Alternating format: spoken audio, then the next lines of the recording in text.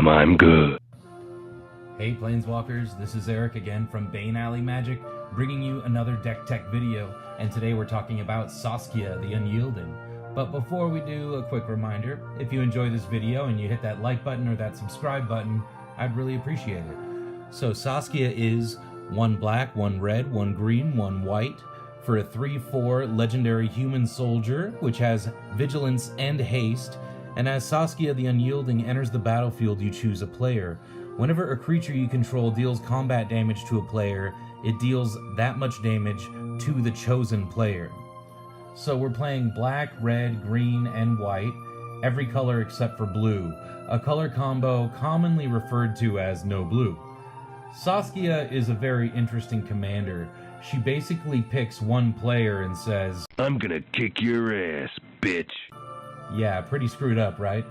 Well, to make my deck even more screwed up, I also have a land destruction theme woven in. Confucius say, die. Yeah, if you don't know, land destruction is considered one of the most ruthless and detrimental ways to play Commander. So you might ask, why would you do this, Eric? Why would you build a land destruction deck? Well, if I'm being perfectly honest, the reason I built the deck was in response to one of my friends acting like a bully. Now, I don't personally think this person was a jerk. Like I said, they're my friend, but I would call their way of playing the game bullying. Long story short, there were multiple occasions where this person blew up my lands and then laughed at me, saying to the playgroup, oh wow, look how mad he is, and laughing at me. Sometimes the other players would start laughing too. And during the last incident, it was like turn 3 or 4, and the person says, hey Eric, looks like you've only got 1 red source. And then he laughs as he blows it up. The truth is, I was never mad about him blowing up my lands. I've played Magic since 2012, and people have blown up my lands all the time. What made me upset in this instance was the way he went about it, mocking me. I don't care if you play land destruction, infect, ultimate combo, discard, mill, or you steal all of my creatures. Just do it with integrity and respect. I grew up being bullied and mocked almost my entire childhood, so basically, I don't take it anymore. You could say I am unyielding on this point. Bullies need to be put in check, and sometimes it takes more than sitting down and talking with them, because then they will often just accuse you of overreacting. So in my opinion, often the best way to deal with bullies is to beat them at their own game. So I built the Saskia land destruction deck, and the first game I played with it, it did really well. I almost won the entire game, and my good friend was left with only 1 land at the game's end. I also made sure to rub it in, just in case you're wondering. He got a little upset, but we talked it out. Hopefully after this video, we won't need to talk it out again. But really, how could I make this video without telling the story, I mean, it's an essential part of this deck. So this is my new anti-bully deck, and yeah, it's pretty messed up. I normally will never pull this deck out, but if someone is playing in a way that I think is mocking or bullying or otherwise rude, they better be ready for payback. So, let's start with the creatures. Back to Saskia herself. She's got haste and vigilance, so that just screams attack. There's no reason not to attack. She can attack right away, and she can still block right away. Just like Sam at Voice of Dissent or something like that. When you have both haste and vigilance on a creature, you're pretty much wasting that creature if you're not attacking with it. And so, the player you choose is often, in a normal Saskia deck, just going to be whoever's the biggest threat. But like I said, I'm usually going to be choosing the person who I think, needs a wake-up call. So that's the point of this deck. It's not all land destruction because, it'd be a waste not to capitalize on Saskia's abilities herself. So we do have 20 creatures in the deck other than Saskia, and we also have 4 other creature-creating cards. So let's get into the creatures themselves, starting with Mother of Runes, just 1 white for a human cleric. That's a 1/1, and that says you can tap it, and target creature you control gains protection from the color of your choice until the end of the turn. So often we'll be protecting Saskia, making sure that she survives. Mother of Runes is just a great card in general, but often, land destruction isn't all by itself going to win us the game. So we need cards like Mother of Runes to protect our bombs, essentially, so we can close the game out. Next, we have Leonin Arbiter, 1 and a white for a 2/2 cat cleric that says players can't search libraries. Any player may pay 2 mana for that player to ignore this effect until the end of the turn. So it just punishes your opponents for searching their libraries, and I know this doesn't seem like it has a lot to do with land destruction, but it does, because if you're blowing up their lands, they're not going to have that 2 mana to pay. So it really does work well with the land destruction theme. Next we have Yahenni, Undying Partisan, 2 and a black for a 2/2 legendary Aetherborn vampire with haste, and whenever a creature an opponent controls dies, you put a +1/+1 counter onto Yahenni, and you can sacrifice another creature, and Yahenni gains indestructible until the end of the turn. So Yahenni is one of my favorite sacrifice outlets in the whole game, and really, if you play Commander, you know, every deck needs some sort of sacrifice outlet. So it prevents your creatures from getting exiled, from people taking control of your creatures, from people enchanting your creatures. You know, like say somebody wanted to enchant Saskia with Song of the Dryads, you know, you could just sacrifice her to Yahenni to prevent that from happening. So having a sacrifice outlet, really important in any commander deck. And yeah, Yahenni is just one of the cooler sacrifice outlets, I think. He has the ability to go indestructible, he can attack right away, really great card. Next we have Balustrade Spy, 3 and a black for a 2/3 vampire rogue with flying, and when Balustrade Spy enters the battlefield, target player reveals cards from the top of his or her library until he or she reveals a land card, then puts those cards into his or her graveyard. So this isn't like direct land destruction, but it mills them until they mill a land, so it is basically removing whatever their next land draw would be. So I really have always loved this card. It just has a special place in my heart, you know? So I put it in the deck. It does actually work pretty well if someone is already screwed on lands, and you're like, guess what? You don't get that next land either. Pseudo land destruction. So here's our first real land destruction card, and this card is awesome. Detritivore. So Detritivore is 2 and 2 red for a star Lurgoyf creature. Lurgoyfs, they appear every so often. Probably could make a tribal deck out of them. Anyway, so Detritivore's power and toughness are equal to the number of non-basic land cards in your opponent's graveyards. And it has Suspend X for X, 3 in a red. X can't be 0. So what that means is you can pay, 3 in a red and X to give it X suspend counters. So if you don't know, suspend means as long as it has suspend counters on it, basically it's exiled. And at the beginning of each of your upkeeps, you remove a suspend counter from it. And when the last suspend counter is removed, it becomes, it's just cast. Your opponents can counter it once the last suspend counter is removed, but it's cast for free. And creatures with suspend, when they enter the battlefield from suspend, they gain haste. All right, so that's suspend. Continuing with Detritivore, whenever a time counter is removed from Detritivore, while it's removed from the game, you destroy target non-basic land. So for every amount of mana you pay into that X, you're going to be slowly destroying those lands every turn, and when Detritivore enters the battlefield, hopefully you still have enough opponents alive to where he's huge. What happened to me last game is there was only one opponent left alive at the end, and Detritivore just came in as like a 2/2 or something. But yeah, this is just solid land destruction on a creature. I really like it, and your opponents can't really do anything about the land destruction while it's suspended. You can't, like, I don't even know if disallow would work. Maybe disallow would work, but I don't know if you can use disallow to counter a suspend time counter effect, maybe. But other than disallow, I don't know of any way you could stop that land destruction from happening, except for maybe, making your lands indestructible, of course. Okay. So continuing, we got Gisela, the Broken Blade. For 2 and 2 white, you get a 4/3 legendary Angel Horror with flying, first strike, and lifelink. At the beginning of your end step, if you own and control both Gisela, the Broken Blade, and Bruna, the Fading Light, you exile them and meld them into Priscilla, Voice of Nightmares. So Bruna, the Fading Light, is 5 and 2 white for a 5/7 Angel Horror that says when you cast Bruna the Fading Light, you may return target angel or human creature card from your graveyard to the battlefield. And Bruna has flying and vigilance as well. So, basically, you want to get Gisela into the graveyard first, or get Gisela out first somehow, you know, and then cast Bruna in that order. So when they meld, they become Brisella, Voice of Nightmares. So let me just flip these cards real quick so you can see. So when they meld, they become Brisella, Voice of Nightmares. So there's lots of rules with the meld mechanic I'm not going to go into. If you have questions, you know, look them up. But basically they become this creature, which is a 9/10 Eldrazi Angel, which has flying, first strike, vigilance, and lifelink. And Brisella says your opponents can't cast spells with converted mana cost 3 or less.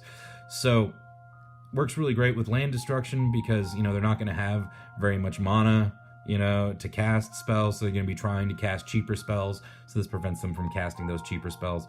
So that's what I really like about land destruction too, is it works really great with like that control style, you know, forcing your opponents to cast small spells, but this prevents them from casting small spells.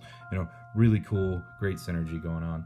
All right, so our next creature is Sunder Shaman, which is a 5/5 giant shaman for 2 red and 2 green, which says Sunder Shaman can't be blocked by more than one creature, and whenever Sunder Shaman deals combat damage to a player, destroy target artifact or enchantment that player controls. So nice little bit of removal on here. You know, if our opponents are playing lots of artifacts to ramp, you know, they might be able to work around our land destruction, so Sunder Shaman helps us deal with those pesky artifacts. Next we have Golgari Findbroker, 2 black and 2 green for a 3/4 elf shaman, and when Golgari Findbroker enters the battlefield, return target permanent card from your graveyard to your hand. So this is like an Eternal Witness. I don't actually have an extra Eternal Witness right now. I kind of made this deck with the extra cards I had at the time. Very new deck, so if you can, I'd probably get Eternal Witness, but I do love Golgari Findbroker. I mean, it's got that high power and toughness, which, you know, I think makes it just as equally as good as Eternal Witness. And, you know, we have plenty of permanents that we would love to get out of the graveyard, for sure. Next, we have Linvala, Keeper of Silence, 2 and 2 white for a 3/4 flying angel that says activated abilities of creatures your opponents control can't be activated. So a little bit more of control here. Also does end up working well with the land destruction theme because often our opponents' activated abilities on their creatures are mana producing abilities, so this prevents them from making mana with their creatures. Next we have Alms Collector, 3 and a white for a 3/4 cat cleric with flash, and it says if an opponent would draw 2 or more cards, instead you and that player each draw a card. So a card that I'm testing out seems like it's good card draw, but, you know, hasn't drawn me many cards yet. Definitely, you know, gets blown up really quickly by your opponents. So we'll see. Let me know if you've had success with Alms Collector before. I might end up replacing it with a better draw card creature eventually, but yeah, I wanted to give it a shot. Next we have Acidic Slime, 3 and 2 green for a 2/2 ooze with Death Touch, and when Acidic Slime enters the battlefield, destroy target artifact, enchantment, or land. So yeah, of course you're going to have Acidic Slime in basically any land destruction deck in Commander, absolutely, as it already goes in almost any green deck in Commander because it's just so versatile, and it's really nice to have that 2/2 Death Touch blocker left over after you blow something up. Next we have Combustible Gear Hulk, 4 and 2 red for a 6/6 construct with first strike. When Combustible Gear Hulk enters the battlefield, target opponent may have you draw 3 cards. If that player doesn't, put the top 3 cards of your library into your graveyard, then Combustible Gear Hulk deals damage to that player equal to the total converted mana cost of those cards. So you definitely have to politic it out with this one. Look at your opponent's life totals. Try to decide which one is going to allow you to draw the cards, because most of the time you want to draw the cards. You know, sometimes maybe you'll just want to deal the extra damage, but your opponent gets the choice, so make sure you choose the opponent wisely.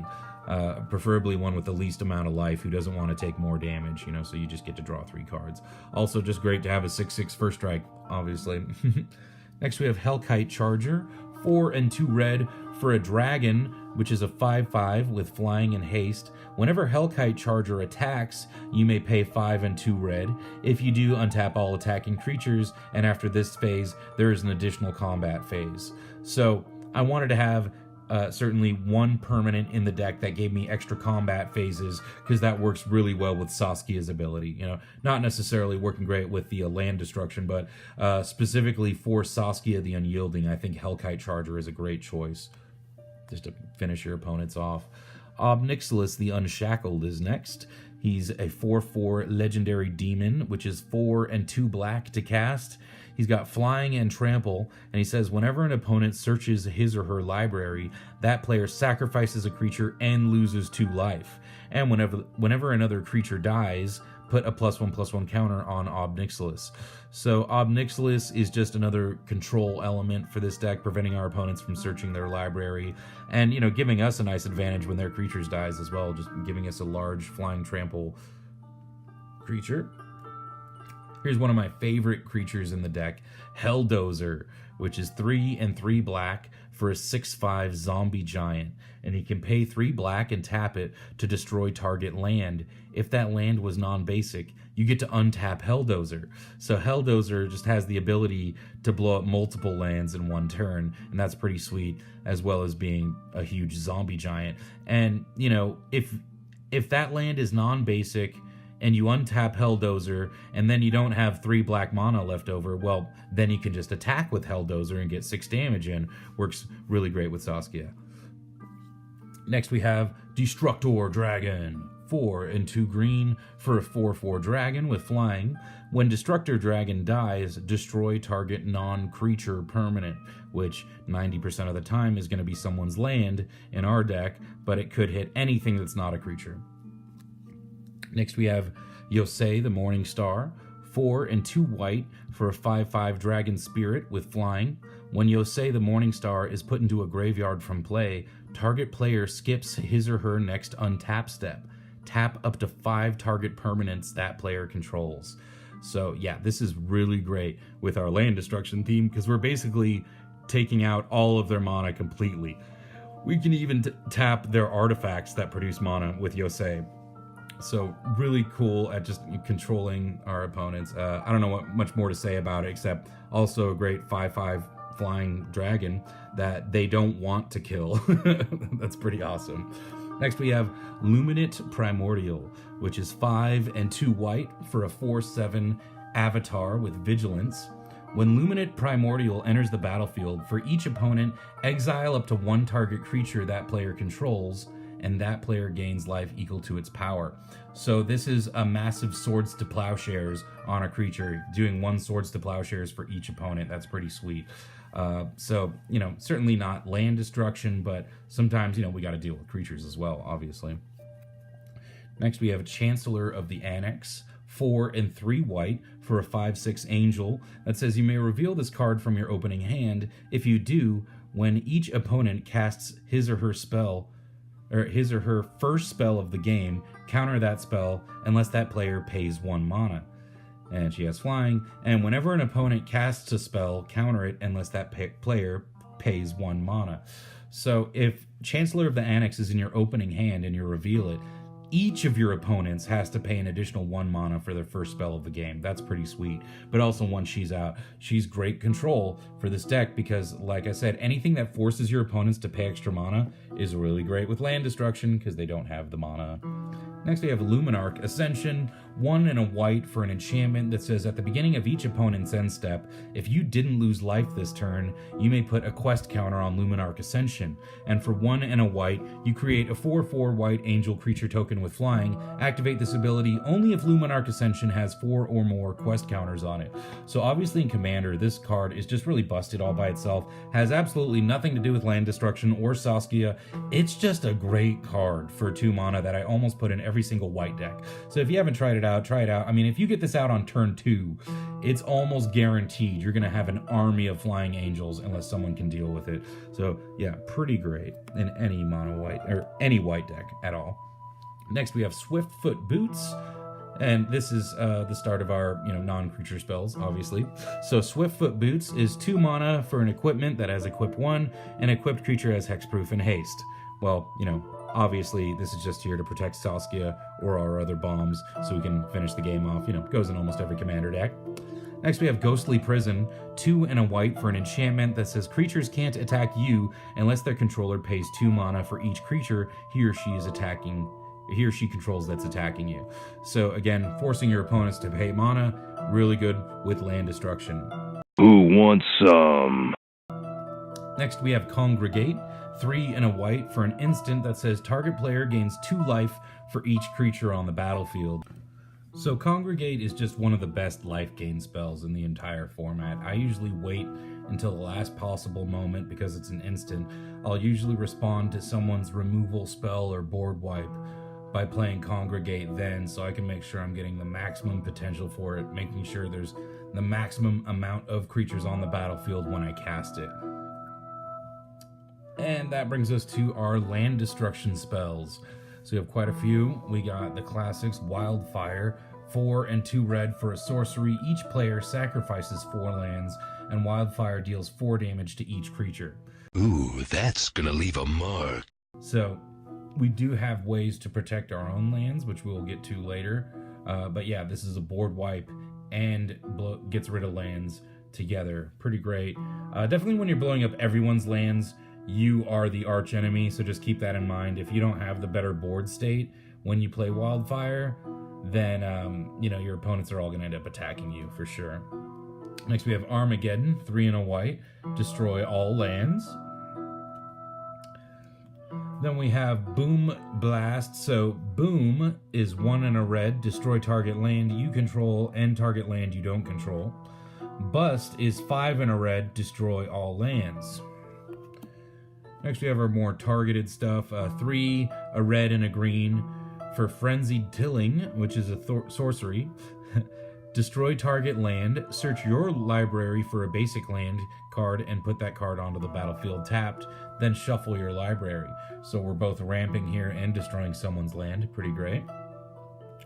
Fall of the Thran, 5 and a white, and it's a saga. So as the saga enters the battlefield and after your draw step, you add a lore counter and you sacrifice it after it gets 3 lore counters. So with the first lore counter, you destroy all lands. The second lore counter, each player returns 2 land cards from their graveyard to the battlefield, and same with the third lore counter. So temporary destroys all the lands, gets everyone lands back as well. But again, we're planning on playing this with something else that protects our lands. So with the first lore counter, just everyone else's lands are getting destroyed. Then we're going to be way ahead.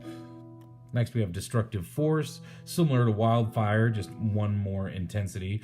So 5 and 2 red for a sorcery. Each player sacrifices 5 lands, and Destructive Force deals 5 damage to each creature. Pretty sweet.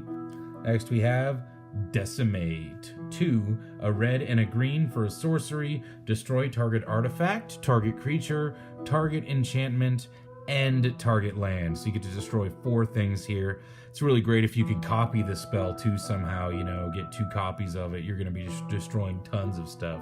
Die, bitch. Sweet card for any red-green commander deck. Next we have Star of Extinction, 5 and 2 red. Destroy target land. Star of Extinction deals 20 damage to each creature and each planeswalker. So Star of Extinction is often not, it's more thought of as a board wipe than a land destruction spell. Works great as a land destruction spell as well. All right, now we have a few ways to protect our lands if we're doing something like Armageddon and blowing up all lands. Then we use something like Boros Charm. So a red and a white for an instant. Boros Charm either deals 4 damage to target player, or permanents you control gain indestructible this turn, or target creature gains double strike until the end of the turn. So if we choose the second option and make all of our permanents indestructible, then we're just only going to be blowing up all of our opponent's lands. Yeah. And that is not exactly what I call an infinite combo. It's not an infinite combo, but it is a way that you just kind of win the game. Once you do that, most of the time everyone else just folds, because you're obviously going to win. And I call that a win. If everyone else folds, You know, you're forcing them to surrender. Hey, that's a win right there for sure. But certainly not an ultimate combo. And if anyone does want to play the game out, you know, they'll realize quickly that you're just taking over. If you're the only one left with lands, yeah, you got the game in your hands. Next, we have Sylvan Awakening, 2 and a green. For a sorcery, it says until the end of the turn, or until your next turn, all lands you control become 2/2 elemental creatures with reach, indestructible, and haste. They're still lands. So it's really interesting to think too. It says until your next turn, you get a little army of 2/2 indestructible reach creatures with haste. So they're fabulous blockers as well. But, you know, more importantly, obviously, we want to cast this before we cast Armageddon. So again, we're one side board wiping everyone's lands. Next, we have Faith's Reward, 3 and a white for an instant. Return to the battlefield all permanent cards in your graveyard that were put there from the battlefield this turn. So, if we're going against something like Wildfire, which makes us sacrifice our lands, you know, we're definitely putting those lands in the graveyard. But if we can float, you know, if we at least have 4 mana floating, you know, we can tap those lands for mana first, and we still got 4 mana floating.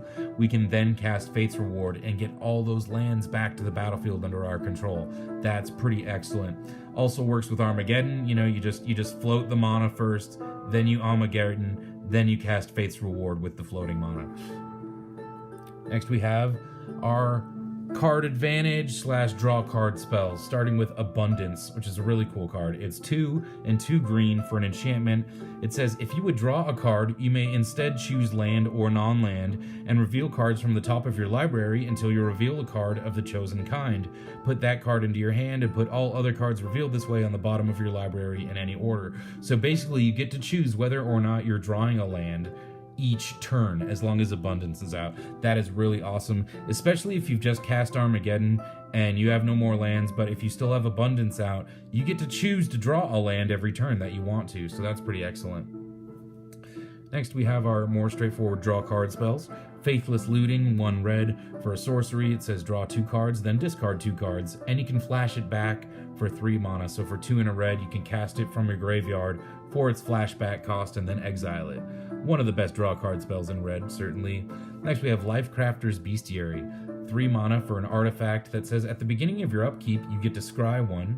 Whenever you cast a creature spell, you may pay a green. If you do, draw a card. So scrying 1 every single turn is really great. Anybody who's played Thassa knows this.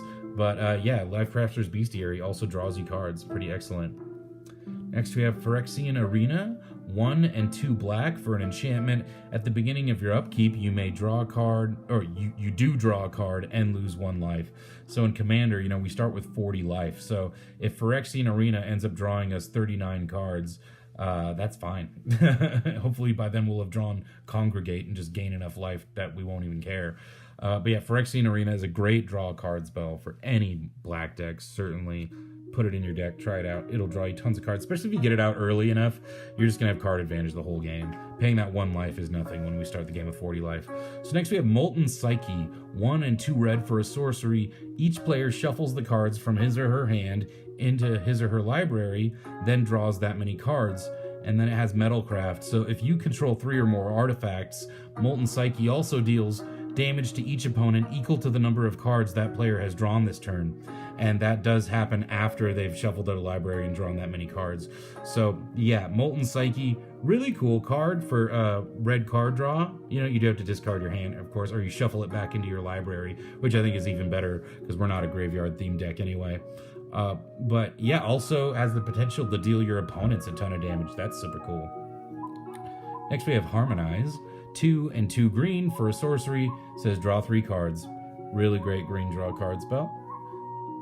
And now we have a new card from the War of the Spark set, Heartwarming Redemption, 2, a red and a white for an instant.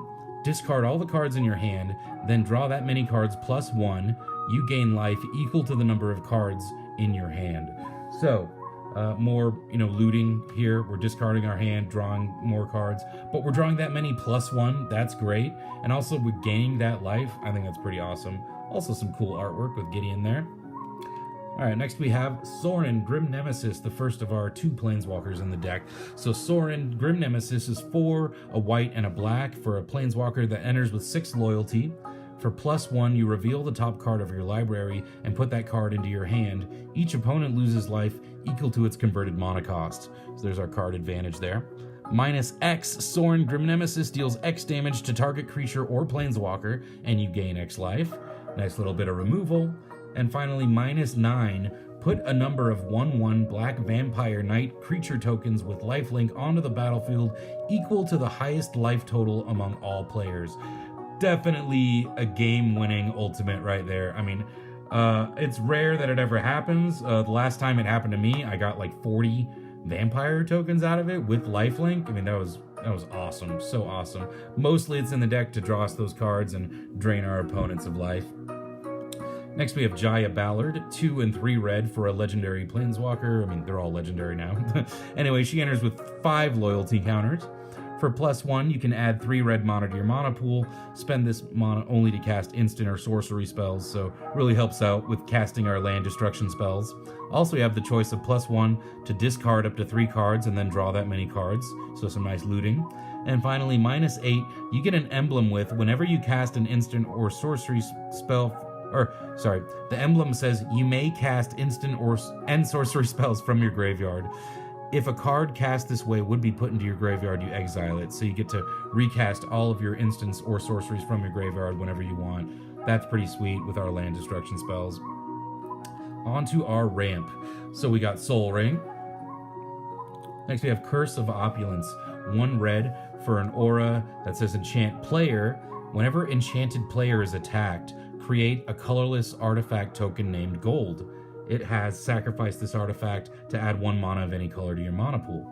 Each opponent attacking that player does the same. So this is really good in the land destruction deck. It is a card that most often people are like, maybe I'll try it out, and it often fails them because people just decide not to attack that player to not give you more mana, But when you're playing land destruction and you're just blowing up everyone's lands, you're like, hey, you just attack this guy and you get gold. And they'll do it because they need the gold. You're forcing them to need the gold because you're blowing up all their lands. What I did against my friend was I was blowing up his lands, in the story about my friend being the bully. So I was blowing up his lands. He got a little upset, so he decided to cast his own Wildfire, which made everyone sacrifice lands. And then I cast Curse of Opulence on him. I said, hey guys, don't worry about it. You can get gold by attacking him. And then everyone was attacking him. It works so good with land destruction. Really love Curse of Opulence in this deck.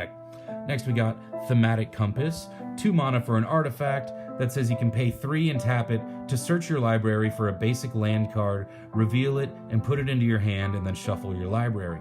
At the beginning of your end step, if you control 7 or more lands, you transform Thematic Compass into Spires of Erazka, which is like a, what is that maze card? Anyway, Spires of Erazka is a land that taps for colorless, or you can tap it to untap target attacking creature an opponent controls and remove it from combat. So this is like a Maze of Ith. Basically, removing 1 huge creature from combat can really save you in a game, absolutely. And it also helps us ramp all the way up to 7 lands. That's great. Not necessarily ramp, but get us the cards in our hand. So it's almost ramping. Next we have Felwar Stone, 2 mana for an artifact that taps to add mana to our mana pool of any color that a land an opponent controls could produce. So since we're playing a 4-color deck, that's pretty useful right there. Next we have Farseek, 1 and a green for a sorcery. Search your library for a plains, island, swamp, or mountain card and put it onto the battlefield tapped, then shuffle your library. Yeah, really great also in the 4-color deck. Next we have Cultivate, 2 and a green for a sorcery. Search your library for up to 2 basic land cards, reveal those cards, put 1 onto the battlefield tapped and the other into your hand, then shuffle your library. And if you play this and you get those 2 basic land cards, 1 goes onto the battlefield. If you haven't played a land yet for turn, you still get to play that other land you searched for as your land for turn. That's pretty awesome. Next we have Tempt with Discovery.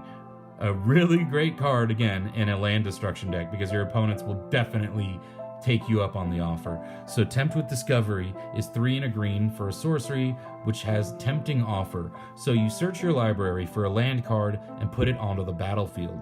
Each opponent may search his or her library for a land card and put it onto the battlefield. For each opponent who searches a library this way, search your library for a land card and put it onto the battlefield. Then each player who searched a library this way shuffles it. Lots of text, but basically you have the potential to get up to 4 lands onto the battlefield for 4 mana. That's huge. Again, notice it doesn't say non-basic, or it doesn't say basic, so you can get non-basic lands and put them onto the battlefield. That's pretty excellent. Next we have Circuitous Route. 3 and a green for a sorcery. Search your library for up to 2 basic land cards and or gate cards and put them onto the battlefield tapped, then shuffle your library. I don't really control any, gates, but getting any 2 basic lands, pretty sweet deal. Next we have Gilded Lotus, 5 mana for an artifact that taps to add 3 mana of any color to our mana pool. Excellent. Alright, now we have some more controlling cards. So War's Toll is 3 and a red for an enchantment that says whenever an opponent taps a land for mana, tap all lands that player controls.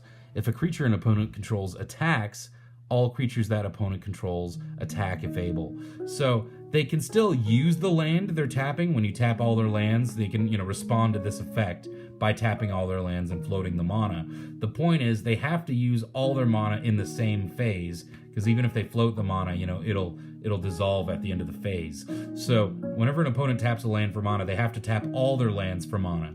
And if they attack, they have to attack with all their creatures. So pretty sweet controlling aspect. I love it. Vandal Blast is 1 red for a sorcery. Destroy target artifact you don't control, and you can overload it for 5. So for 4 and a red, you may cast this spell for its overload cost. If you do, change its text by replacing all instances of target with each. So it'll then say destroy each artifact you don't control. Nice little one-sided artifact board wipe. Essential in, again, the land destruction deck, because your opponents might have plenty of mana-producing artifacts, so we want to get rid of those as well. Mizium Mortars is another overload card, so it's 1 and a red for a sorcery. It deals 4 damage to target creature you don't control, or you can overload it for 6 mana, 3 and 3 red, to have it deal 4 damage to each creature you don't control. Confucius say, die. Another little nice one-sided creature board wipe. And then we got Hero's Downfall. 1 and 2 black for an instant, destroy target creature or planeswalker. So obviously we're getting into our removal here. Great to have instant speed removal on your removal spells. Next we have Crush Contraband, 3 and a white for an instant. It says choose 1 or both. Exile target artifact or exile target enchantment. So you can exile both an artifact and an enchantment at instant speed. Really great in Commander, just like Return to Dust. Except Return to Dust only works, gets you both, like when you cast it from your main phase or something, or when you cast it from your hand, I don't know. So, Crush Contraband is, arguably just as good or maybe even better. Anyway, next we got Subterranean Tremors. X and a red. For a sorcery, Subterranean Tremors deals X damage to each creature without flying. If X is 4 or more, it also destroys all artifacts. If X is 8 or more, it also puts an 8/8 red lizard creature token onto the battlefield. I think this is a really underestimated board wipe because, it's going to destroy all creatures and all artifacts and leave you with an 8/8 lizard at the end. That's a pretty great deal. Next we have our tutors, which I don't have any good ones. If you have the money, go ahead and get Demonic Tutor or, Vampiric Tutor or something. I just got Mastermind's Acquisition and Diabolic Tutor. So Mastermind's Acquisition is 2 and 2 black for a sorcery.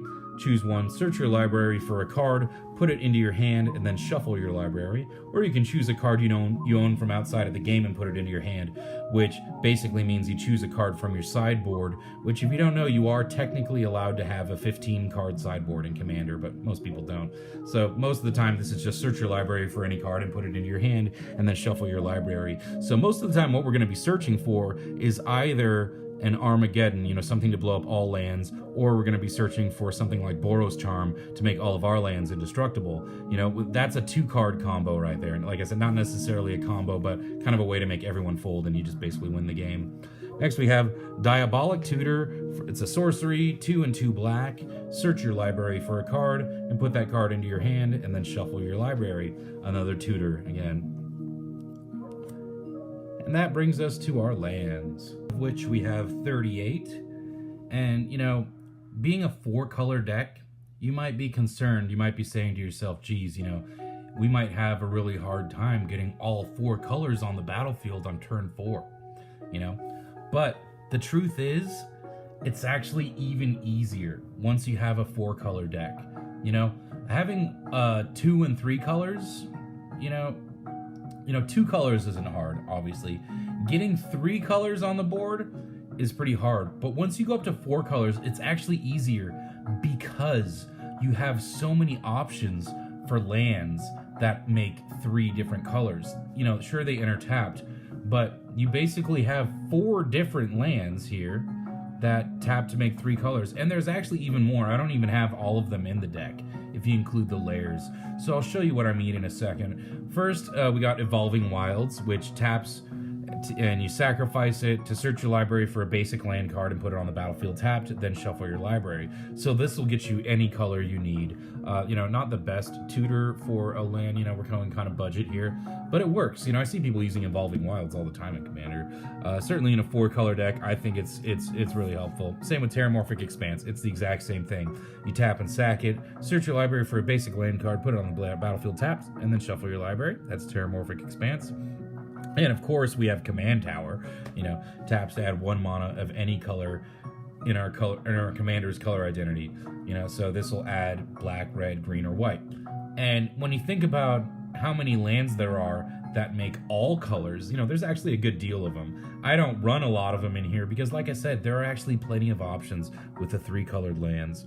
So I do run, though, Transguild Promenade, which is a land that enters tapped. When it enters the battlefield, you have to sacrifice it unless you pay 1 mana, but it does tap to add 1 mana of any color to our mana pool. So it is like you have to pay 1 mana for it, unfortunately, which, you know, kind of stinks. But, you know, in a 4-color deck, you know, you need a few lands that tap to add 1 mana of any color. So we got Command Tower, Transguild Promenade. You know, you might be saying to yourself, you know, what about cards like, I think it's called Mana Confluence or something. You know, lands that tap to add 1 mana of any color to your mana pool, but they deal 1 damage to you. I hate those lands. Those lands, you know, lose me games all the time. I don't do them. I'd rather just pay 1 mana instead of having to pay 1 life every single time I tap the land, like City of Brass or something. So, you know, we don't need City of Brass, stuff like that. Just, you know, get a Rupture Spire, which is the same thing. It enters tapped. When it enters the battlefield, sack it unless you pay 1 mana, but it taps to add 1 mana of any color to your mana pool. It works. It's a little slow. All right, so now on to those 3-color lands I was talking about. So besides the ones you probably already know of, we have the layers. So first we got Rith's Grove, which is a layer in addition to its land type. And when Rith's Grove comes into play, sacrifice it unless you return a non-layer land you control to its owner's hand. And Rith's Grove taps to add red, green, or white to your mana pool. Keep in mind, the layers do not enter tapped themselves, so you can return a non-layer land that you've already tapped for mana to your hand, and then you can tap Rith's Grove to add mana as well. So sure, it does, you know, put you technically behind 1 land, but you still get to play that land next turn. You know, eventually you're going to end up with a point where you would miss a land drop. So, you know, it's like you get an extra land drop by getting that land back to your hand. Anyway, so there's the layers. That's all. The layers do the same thing. They all return a non-layer land you control to your hand. I only run the 1 layer though. So for our 3-color lands, we have Nomad Outpost, which enters tapped, taps to add red, white, or black, the Mardu colors. Next we have Sandstep Citadel, which enters tapped. It taps to add white, black, or green.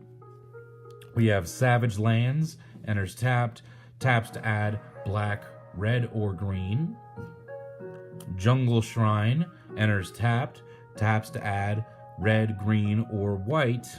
And yeah, that's it as far as what I have for the 3-color lands. But you can see with the layers and your general 3-color lands, you know, there's actually a ton of options as soon as you go up to 4 colors. So it's not really that hard to get all 4 colors onto the battlefield, because you just have so many lands that make multiple colors available. Same thing with 5-color decks. People worry about 5 colors, like it's so hard to get all 5 colors on the battlefield. Well, it's really not once you have all these 3-color lands available to you. So next we have Godless Shrine, which is a plains and a swamp, so it taps to add white or black, and when it enters the battlefield you have to pay 2 life or it enters the battlefield tapped, what we call a shock land. Same with Blood Crypt, it's a swamp and a mountain, and when it enters the battlefield you can pay 2 life. If you don't, it enters tapped. Mountain Valley is an interesting card. It enters tapped, and its ability is you can tap and sacrifice it to search your library for a mountain or forest card and put that card onto the battlefield and then shuffle your library. So this is like a really budget version of a fetch land, which the fetch lands are pretty expensive now. So Mountain Valley is like a fetch land, and it can get you a Blood Crypt. You know, it doesn't say a basic mountain or forest. Next we have Canyon Slough, I don't know, whatever, Canyon Slough. It's a swamp and a mountain. It enters tapped, and you can cycle it away for 2 mana. So for 2 mana, you can discard the card from your hand to draw a card. One mistake a lot of new players will make is they'll think you can cycle while the card is like still on the battlefield. No, you have to discard the card from your hand. But what's really great about having the cycling lands in your deck is if somehow you get mana flooded and you have too many lands, and then you draw a cycling land, well, at least you can discard that land to draw a different card. You know, being mana flooded can sometimes be just as bad as mana screwed. Next we have Clifftop Retreat, which is a land that enters the battlefield tapped unless you already control a mountain or a plains, and it taps to add red or white. We have Needle Spires, which is what's called a man land. So it's a land that we can transform into a creature. Needle Spires enters tapped. It taps to add red or white, and you can pay 2, a red and a white, to transform it into a 2/1 red and white elemental creature with double strike until the end of the turn, and it's still a land. You know, so sometimes you just need that one extra creature with double strike to get in that last bit of damage and win the game. So yeah, a 2/1 that can deal, 4 damage potentially. Pretty sweet on a land. Next we have Temple of Triumph, which enters tapped. When it enters the battlefield, you scry 1. So you look at the top card of your library. You may put that card on the bottom of your library if you want to. And it taps to add red or white to your mana pool. Next we have Phyrexian Tower, which is a legendary land. It taps to add colorless, or you can tap it and sacrifice a creature to add 2 black to your mana pool. So this is a nice little sacrifice outlet, again, just to have an extra sacrifice outlet that happens to also add 2 black mana to our mana pool. Pretty sweet. Forgotten Cave is another cycling land. So it enters tapped. It'll tap to add a red mana to your mana pool, or you can cycle it away for 1 red mana. Next we have Memorial to War, which enters tapped. It taps to add a red mana to your mana pool, or you can pay 4 and a red and tap and sacrifice it to destroy target land. So in case you're wondering, I'll just tell you right now, we're not running Dust Bowl. We're not running, all those other lands out there that sacrifice to destroy other lands. Mostly because, we're playing a 4-color deck, so we want to have lots of colors. We do have plenty of land destruction spells in the deck. Again, land destruction is not, entirely the theme of the deck either. We have this theme of dealing combat damage as well. Land destruction is just woven in there, so I don't really like those lands that we have to sacrifice to blow up other lands, I'd rather just have spells that do it so we can still have our own lands left around. Next, we have Temple of the False God, which, it just... Look at that. It just so happens we have the false god appearing on both of the artwork here. What do you know? That's pretty sweet. So anyway, Temple of the False God is a land that taps to add 2 colorless mana to your mana pool. Activate this ability only if you control 5 or more lands. Well, in the game of Commander, we're playing what's called a long game format, I call it. And, if you don't end up controlling 5 or more lands, you're probably losing the game anyway. So Temple of the False God, I think, works really good in a format where we need to ramp. We need to have plenty of lands on the battlefield. If you don't have 5 or more lands on the battlefield, I would say you're definitely behind and losing the game. So this card has basically never failed me. I love this card. I put it in pretty much every deck. Some people have laughed at it, but they haven't laughed when I got it online. And that brings us to our basics.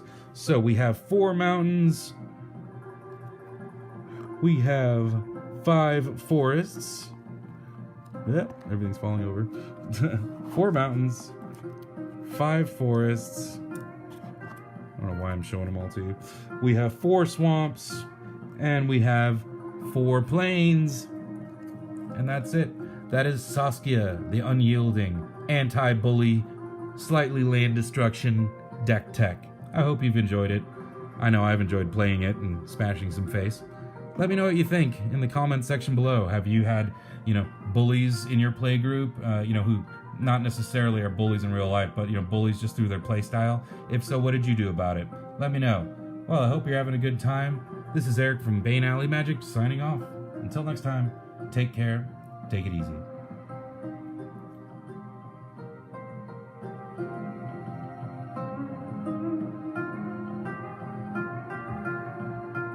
Half man, half animal, all dead.